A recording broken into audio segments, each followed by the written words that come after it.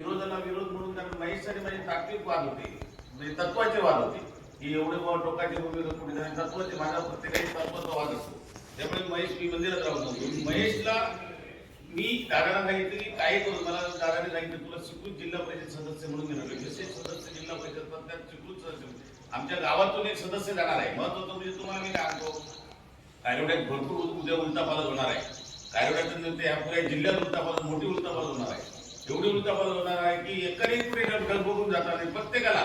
आता कसं आहे, मी प्रत्येकाच्या घरी जाऊन हातीपाया पडणार. कारण काय, महेश दादाने मला सांगितलेलं, महेश आणि ते आमचे पंचायत समिती उमेदवार आहेत त्यांना काही करून निवडून आणायला पाहिजे. कारण आमचे गावाची वज्रमूठ आहे, कायरोडे गावाची वज्रमूठ प्रत्येकाने मी उमेदवार आहे म्हणून समजून महेशला घालायचे. महेशच्या माणसं आहेत इतर सुद्धा गावातील आता जी तटस्थ लोक आहेत, आता बाबा दादा गावकर जेजी गावकर सगळ्यांना मी येऊन सांगितलं बाबा रे असंच आहे. तेव्हा मी 4 पावलं माघार घेतो. कारण मी उभं राहून निवडून येणार नव्हतो, मला माहितीसाठी तर मी उभं राहून निवडून, तर कोलगाव मोठं गाव आहे, आमच्यापेक्षा कोलगाव 1.5 पटीने मोठं गाव आहे. त्यामुळे मी उभं राहून परत 5 वर्ष नुकसान करून घेण्यापेक्षा आणि दुसऱ्याचे नुकसान करण्यापेक्षा मी विचार केला की कायरोडे गावातून जर आम्हाला काहीतरी मिळत असेल, पैशाचा वगैरे विषय नाही. माझ्या युट्यूबवरचं कालचं दुपारनंतरचं भाषण सुद्धा बघा, मी ₹150 त्यांना मी पहिलंच सांगितलं माझ्याकडे दुसरीकडून मोठी वापर होतो. एक चिठी आली होती, तुम्हाला माहिती आहे, त्या चिठीवर फक्त आकडा लिहून द्यायचा होता.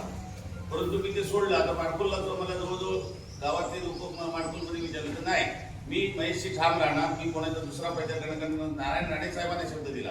त्यांच्याबरोबर गेली 30-32 वर्ष मी काढलेली आहे की मी त्यांच्या घरात मला विश्वास होऊन जे 4-5 माणसं घरात बसायची त्यांच्याबरोबर मी त्यांच्याबरोबर बसायचो.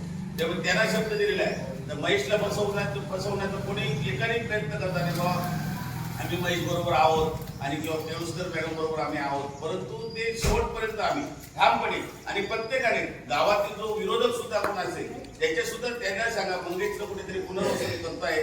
आणि मी सगळ्यांना तेच सांगणार, मंगेश माझं भाव पुनर्वसन, माझ्या गावाचं पुनर्वसन. कारण माझ्यावर अवलंबून तालुक्यातील मी शेतकरी संघटनेचा अध्यक्ष असल्यामुळे जिल्ह्याचा बरीचशी लोक आहेत, त्यांची सुद्धा बरीचशी कामं आहेत की माझ्याकडून अपेक्षित आहे की महेशला वगैरे किंवा ती माणसं सर्वसामान्य माणसं याच्याकडे पोहोचू शकत नाही.